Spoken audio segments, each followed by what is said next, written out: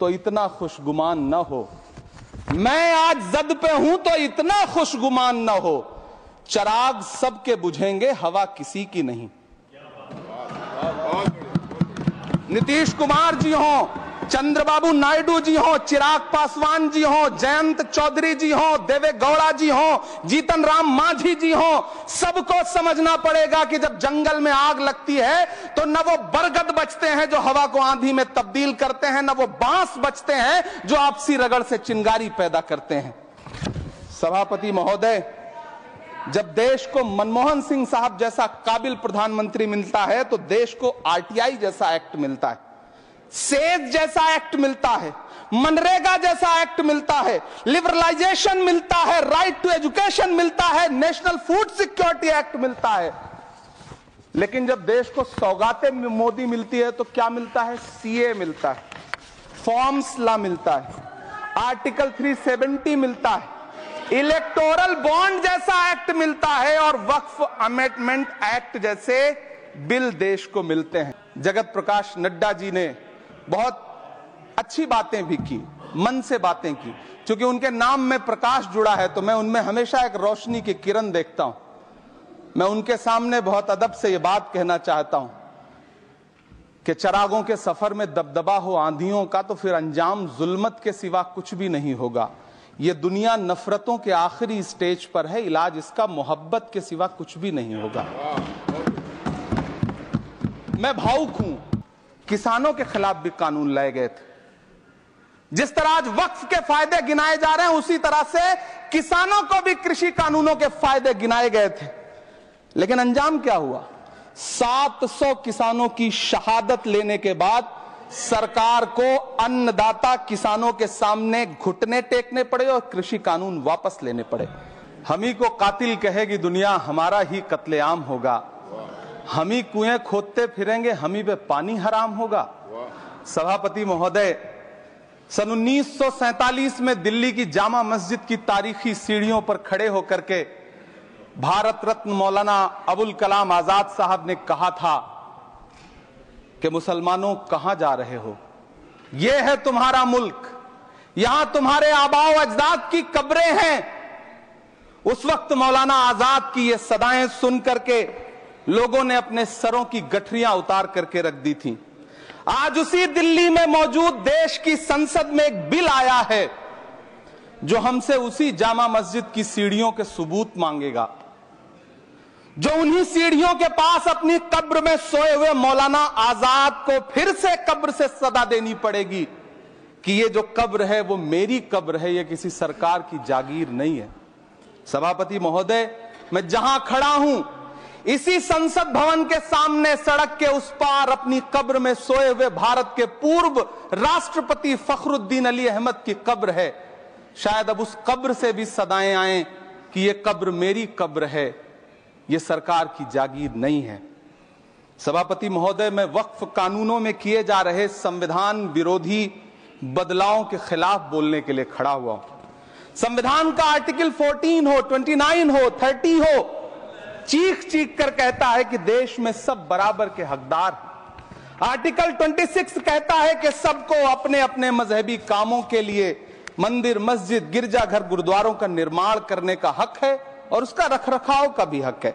लेकिन डॉक्टर बाबा साहब अंबेडकर के संविधान को हर दिन कुचलने वाली ये सरकार देश के मुसलमानों से नफरत में इतनी अंधी हो गई है कि खुलेआम देश की संसद में देश सरकार के माइनॉरिटी मिनिस्टर साहब और होम मिनिस्टर साहब झूठ बोलते हैं और देश को गुमराह करते हैं। झूठ शब्द असत्य बोलते हैं। सरकार ने इस बिल का नाम उम्मीद रखा है।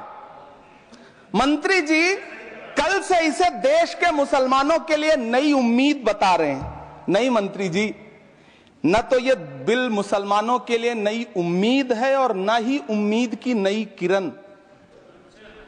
सभापति महोदय, भाजपा ने पूरे देश में वक्फ के नाम पर कई सारे झूठ फैलाए हैं। आइए आज उनकी सच्चाई पर बात करते हैं। वक्फ ट्रिब्यूनल को ऐसे बताया जाता है जैसे वक्फ ट्रिब्यूनल कोई मजहबी खाप पंचायत हो। सभापति महोदय, जबकि सच्चाई यह है कि वक्फ ट्रिब्यूनल भी तो सरकारी न्यायिक विभाग है जिसमें सरकार द्वारा नियुक्त जज होते हैं। जिसमें प्रशासनिक अधिकारी होते हैं, कहीं ऊपर से थोड़ी आ गए। सभापति महोदय, देश के गृह मंत्री जी ने इसी सदन में कहा कि वक्फ ट्रिब्यूनल के फैसले के खिलाफ कोई कोर्ट नहीं जा सकता, जबकि सच यह है कि वक्फ एक्ट 1995 की धारा 83(9) के तहत हाई कोर्ट वक्फ ट्रिब्यूनल के फैसले की न सिर्फ समीक्षा कर सकता है बल्कि उसे बदल भी सकता है। सच तो यह है कि वक्फ बोर्ड खुद अपनी जमीनों के लिए कई सारी कोर्ट में मुकदमे लड़ रहा है। सभापति महोदय, दिल्ली की जिन 123 संपत्तियों को लेकर कल माइनॉरिटी मिनिस्टर, होम मिनिस्टर साहब और अभी आदरणीय नेता सदन बात कर रहे थे, आइए उनकी सच्चाइयों पे भी बात करते हैं। 1911 में जब अंग्रेजी हुकूमत ने कोलकाता के बजाय दिल्ली को राजधानी बनाने का फैसला किया, तो रायसीना हिल्स के चारों तरफ जो मुसलमानों की ढेर सारी जमीनें थी उनको एक्वायर किया गया और लुटियन को इसकी तामीर की जिम्मेदारी सौंपी गई। सेंट्रल विस्टा की तरह लुटियन जोन का मेगा प्लान तैयार हुआ, लेकिन उस वक्त के मुसलमानों ने उस वक्त की अंग्रेजी हुकूमत से अपनी इबादत गाहों को बचाने के लिए लड़ाई लड़ी। मामला ब्रिटिश गवर्नमेंट तक पहुंचा। तब यह तय हुआ कि वो जो धार्मिक स्थल हैं उन्हें जस का तस रहने दिया जाएगा। इंडिया गेट के बगल वाली मस्जिद हो, जाब्तागंज, सुनहरी बाग मस्जिद हो, पार्लियामेंट रोड वाली मस्जिद हो, ऐसी 123 संपत्तियों के मैनेजमेंट के लिए 1913 में मुसलमान वक्फ वैलिडेशन एक्ट बना और उसके बाद एक नया शहर बसाया गया जिसे लुटियंस जोन का नाम दिया गया। फिर 1943-45 के बीच एक और समझौता हुआ आजादी से पहले, उसके तहत काफी सारी वक्फ जायदादों को सुन्नी मजलिस औकाफ बनाकर उसके अंडर किया गया ताकि उसकी देखरेख की जा सके। गृह मंत्री जी 2 दिन से सदन में जो बात कह रहे हैं वो दरअसल 123 संपत्तियां उसी सुन्नी मजलिस औकाफ के तहत आती है। सभापति महोदय, आजाद भारत आजाद हुआ। आजादी के बाद भारत में 1954 में वक्फ एक्ट लागू हुआ, जिसकी धारा 9 के तहत 1964 में केंद्रीय वक्फ काउंसिल का गठन हुआ। दिल्ली की वही 123 प्रॉपर्टीज को 1970 में सर्वे गजट करके गजट नोटिफाई किया गया। इसके निपटारे के लिए पूर्व प्रधानमंत्री इंदिरा जी के द्वारा 1974 में एक बर्नी कमेटी बनाई गई। बर्नी कमेटी ने 1976 में इन 123 संपत्तियों को दिल्ली वक्फ बोर्ड की संपत्ति होने की रिपोर्ट सौंपी। उस रिपोर्ट के आधार पर 1984 में कांग्रेस सरकार ने उन 123 प्रॉपर्टीज को दिल्ली वक्फ बोर्ड को सौंपने का फैसला किया, जिसके खिलाफ विश्व हिंदू परिषद कोर्ट गई। मामला 2011 तक पेंडिंग रहा। फिर 2011 में कोर्ट ने सरकार को आदेशित किया कि इसका निपटारा करो। तब 2013 में तत्कालीन यूपीए सरकार ने दिल्ली की उन्हीं 123 जायदादों को बर्नी कमेटी की सिफारिशों के मुताबिक वक्फ बोर्ड के हवाले किया। यही वो प्रॉपर्टीज हैं जिनके नाम से गृह मंत्री जी कल से कांग्रेस को कोस रहे हैं। फिर आई 2014 में भाजपा की सरकार, जो तब से इन जमीनों को हड़पने की साजिश कर रही है।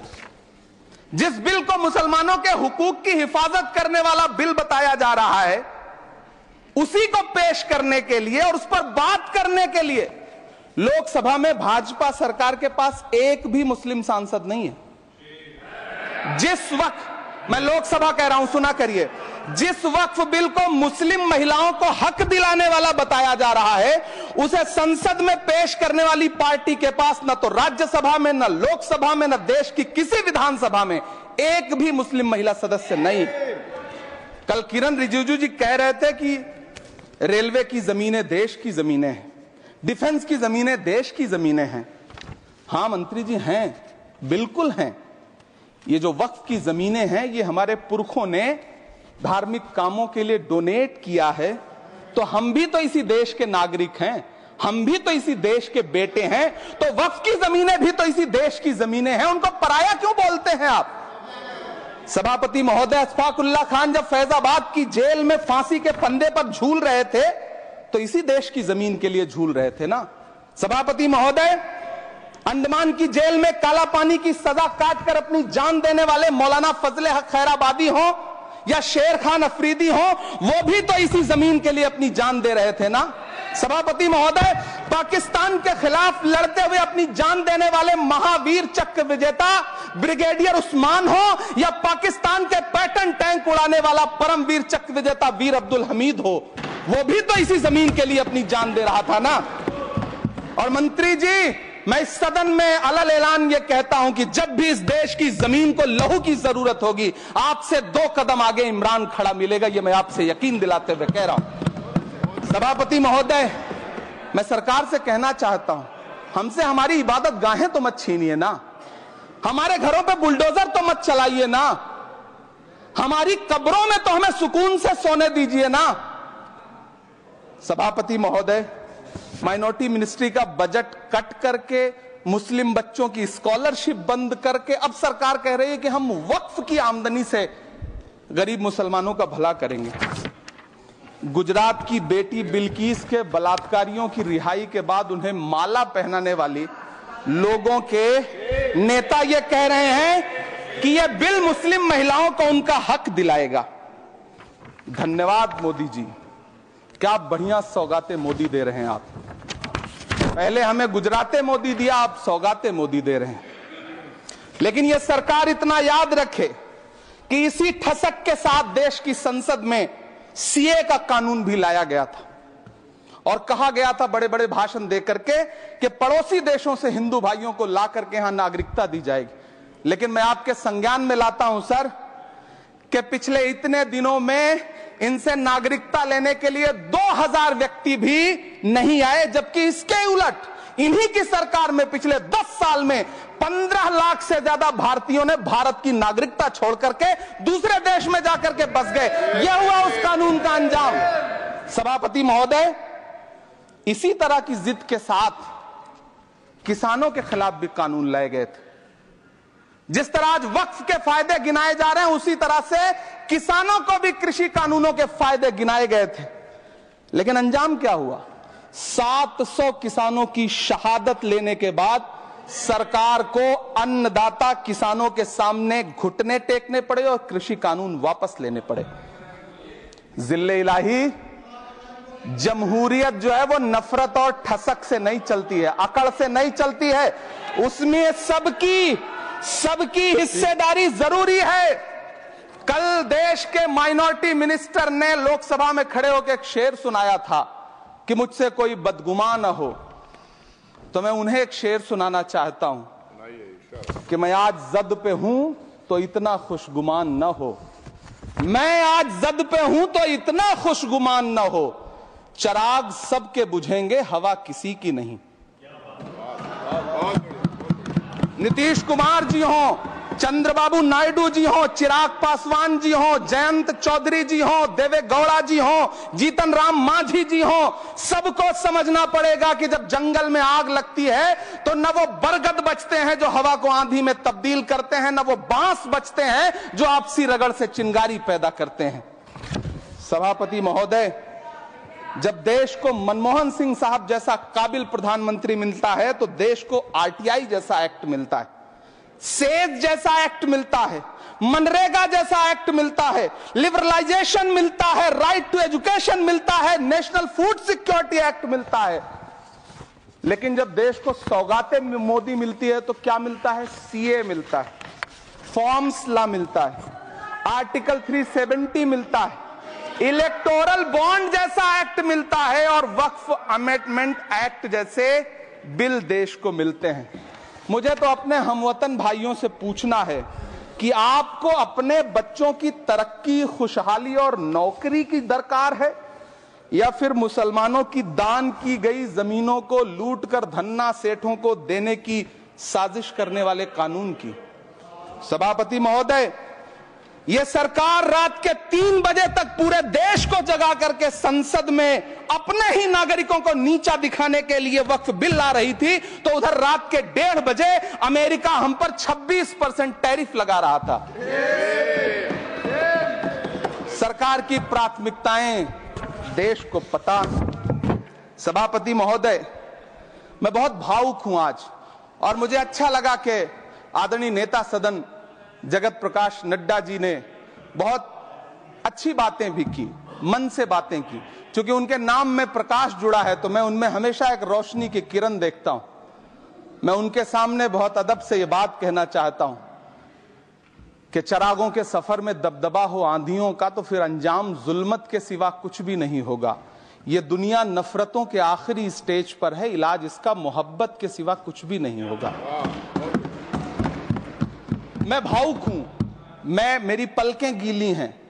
अगर देश की एक बहुत बड़ी आबादी को लगता है कि आप उसका भला करने के लिए नहीं बल्कि उनकी इबादत गाहों, उनकी कब्रिस्तानों, उनकी खानकाहों को बर्बाद करने का बिल ला रहे हैं, तो फिर आप अगर समझाने में नाकामयाब रहे हैं तो यह आपकी नाकामयाबी है। पहले समझाइए, उसके बाद कोई बिल लेकर के आइए, तब शायद हम आपका इतनी पुरजोर तरीके से विरोध ना करें। लेकिन सभापति महोदय, मैं अंत में सिर्फ इतना कहना चाहता हूं कि इस बिल में जो भी पॉइंट्स दिए गए हैं, बॉम्सी पोर्टल देख लीजिए, सरकार का झूठ आपको पकड़ में आ जाएगा। हम डरे नहीं हैं, हम सिर्फ सरकार से अपील कर रहे हैं कि हमें अपना समझिए।